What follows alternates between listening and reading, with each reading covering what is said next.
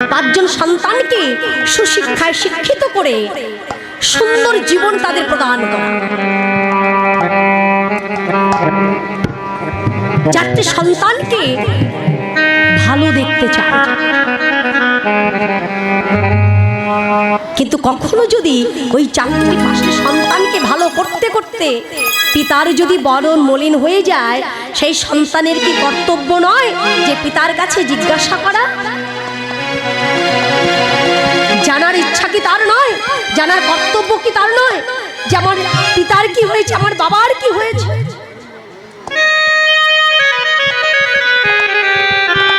এই কর্তব্যের কথা, এই ইচ্ছা শক্তির কথা এই কলিহত জীব, বিশেষ করে আমার মতো যারা, তারা তো ভুলে গেছে। কিন্তু নদিয়ার নবদ্বীপে যারা গৌর প্রিয়, যারা গৌর হরিকে ভালোবাসে, তারা জানে এই বিশ্ব সংসারে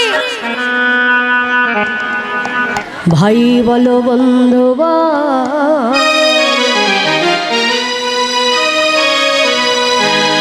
কেউ তো কারণ দুদিনের দেখাশোনা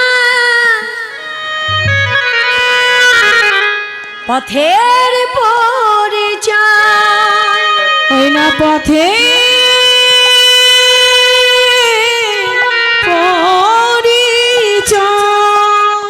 এই জগতে কেউ আপন নয়, আপন একমাত্র আমার পতিত পাবন গৌর হরি।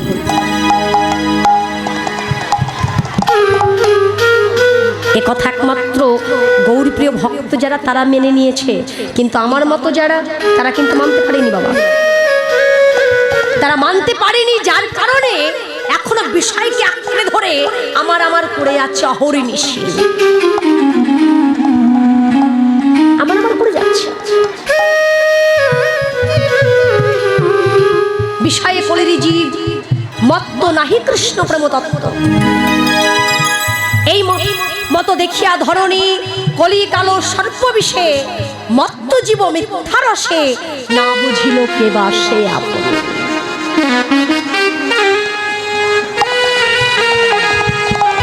বিষয় কেমন করে আঁকড়ে ধরেছি, এই বিষয় করতে করতে কৃষ্ণ তত্ত্বটাকে ভুলে গেছি। আমার মতো জীব ভুলে গেছে আমি কোথায় ছিলাম, কোথায় এসেছি, আবার আমাকে কোথায় যেতে হবে। আমি ভুলে গেছি আমি যেখানে এসেছি তো আমার ক্ষণকালের জায়গা, এটা আমার নিজের নয়, কিন্তু আমি পরের ঘরে এসেছি, পরের ঘরে এসেছি। এই যে আসা যাওয়া, আসা আর যাওয়া, এই আসা যাওয়ার মাঝখানে যে জায়গাটুকু আছে, বাবা যখন এসেছিলাম তখন কিন্তু আমার মনে ছিল আমি কি করতে যাচ্ছি। তখন আমার মনে ছিল যে আমি কি করতে ওই ধরাধামের মাটিতে যাচ্ছি। এই কথাটাই আবার কখনো মনে পড়ে যখন যাবার সময় হয়।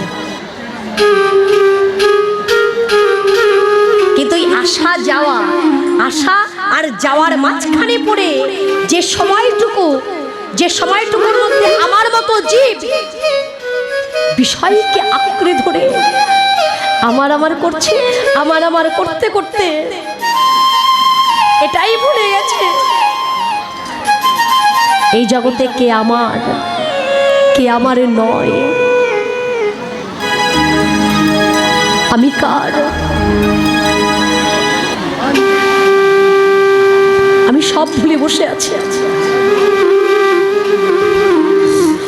পান থেকে চুন খসুক বা না খসুক,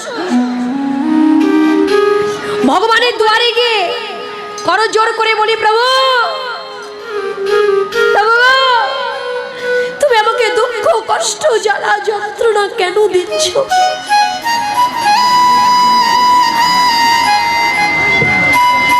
এই যে দুঃখ কষ্ট জ্বালা যন্ত্রণার কথা আমার মতো জীব যে বলছে, বলবার আগে বাবা একবার নয় একাধিকবার বিচার করা উচিত। কাকে কি বলছি আমি? এই যে দুঃখ কষ্ট পাবার বিষয়টা না বাবা, এটা পূর্ব থেকে নির্ধারিত হয়ে আছে। ওই যে বলা হলো না যে সন্তান যদি কষ্ট পায়, পিতামাতা, আমরা কি বলি, একটা সন্তান যদি কষ্ট পায় সব থেকে বেশি কষ্ট কে পায় বাবা? হ্যাঁ হ্যাঁ, আপনারা বলুন। একটা সন্তান যদি কষ্ট পায় সব থেকে কষ্ট কে পায় বেশি? মাই পায়। কিন্তু এটা ভুল, এটা ভুল। আপনারা কি মনে করছেন, আমরা কি মনে করছি যে আমার মা,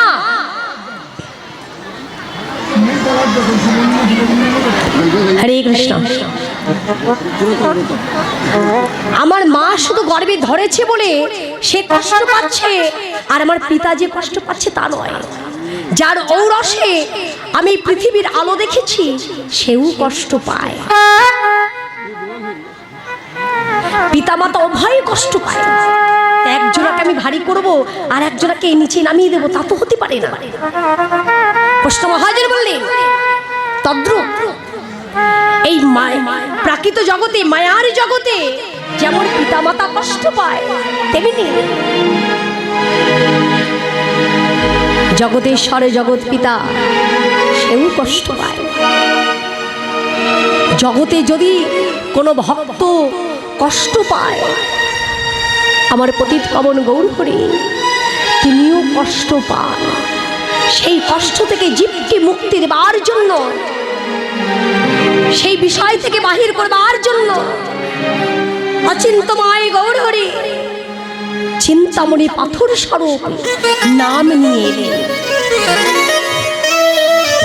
কখনো কৃষ্ণ নামে, কখনো কৃষ্ণ ভাবে, কখনো রাধা ভাবে, কখনো কৃষ্ণ ভাবে, কখনো রাধা ভাবে তিনি ভাবিত হয়ে তার ভাবের মাধ্যমে দিয়ে জগতের মধ্যে নামে প্রচার করলেন। আজকে সেই গৌরহরির নয়নে যখন জলে দেখেছে, আজকে গৌরীদাস পণ্ডিত মহাপ্রভুর কর দুটি জড়িয়ে ধরে বললেন, প্রভু কি হয়েছে তোমার? তুমি অমন করে কাঁদছো কেন? কেন কাঁদছো অমন করে?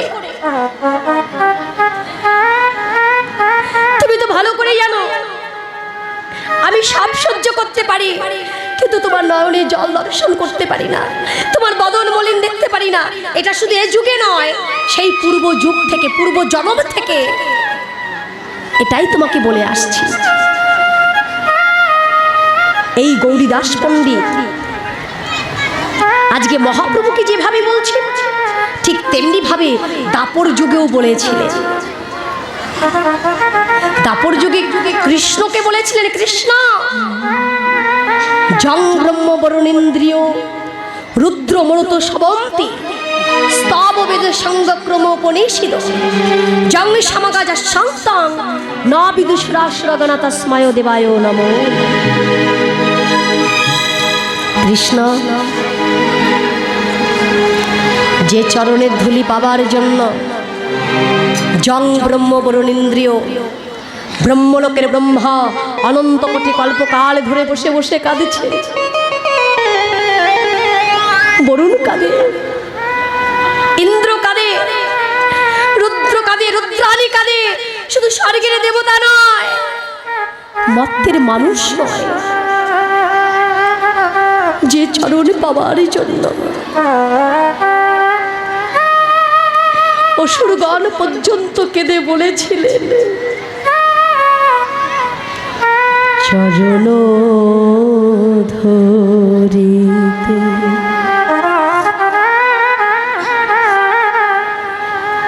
দিও গো আমারে, নিও না দিও না সরায়।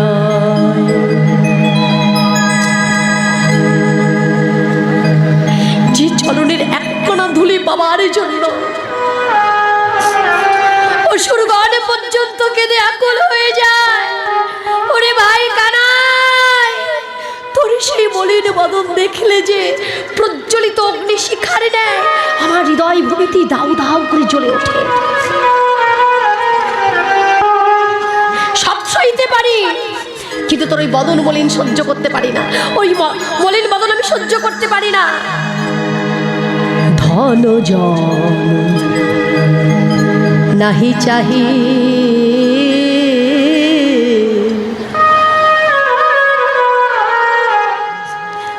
কবিতা সুন্দরী। কৃষ্ণকে বলেছিলেন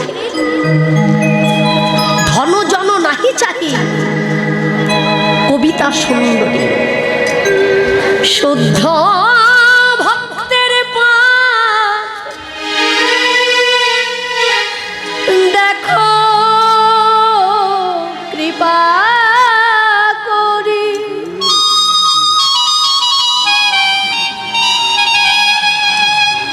তাহলে যে পূর্ব জন্মে ভগবান শ্রীকৃষ্ণকে ডেকে বলেছিলেন কৃষ্ণ ধন ঐশ্বর্য কবিতা সুন্দরী আমি কিছু চাই না, শুদ্ধ ভক্তের পথে দেখো কৃপা করি। এমন পথে তুই আমাকে আশ্রয় দে যে পথে চলতে চলতে যেন হা কৃষ্ণ প্রাণে কৃষ্ণ বলে ডাকতে পারি।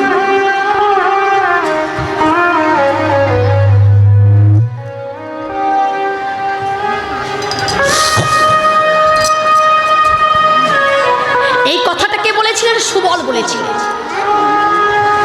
কৃষ্ণকে।